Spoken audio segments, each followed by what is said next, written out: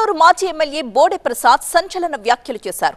సీట్ల కేటాయింపుపై తీవ్ర అసంతృప్తి వ్యక్తం చేస్తూ మాట్లాడారు Bode Prasad. TV nine big news big debate లో మాట్లాడుతూ ఎవరో ఇక్కడికి వచ్చి పోటీ చేస్తానంటే ఒప్పుకోమన్నారు. మీరు మీ పార్టీ అధినేతకి ఏం కమ్యూనికేట్ చేద్దాం అనుకుంటున్నారు నేను చెప్పాలనుకుంటే? నేను చంద్రబాబు నాయుడు గారికి వీరభక్తుడిని.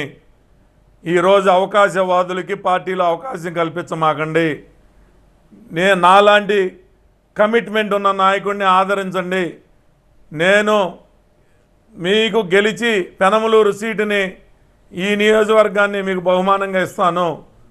ఈరోజు వచ్చి రేపు మళ్ళీ అవకాశం వస్తే జారిపోయే నాయకుల్ని ఆదరించమాకండి. నేను చేతులెత్తి నమస్కారం చేస్తాను చంద్రబాబు నాయుడు గారికి, లోకేష్ గారికి. ఇప్పటికీ కూడా వీళ్ళు ఈరోజు ఏదైతే అవకాశం ఉండి మన పార్టీలోకి వచ్చి రేపు మళ్ళీ అవకాశం వస్తే పార్టీని ముంచిపోయి వెళ్ళిపోయే నాయకుల్ని ఆదరించమాకండి అని చెప్పి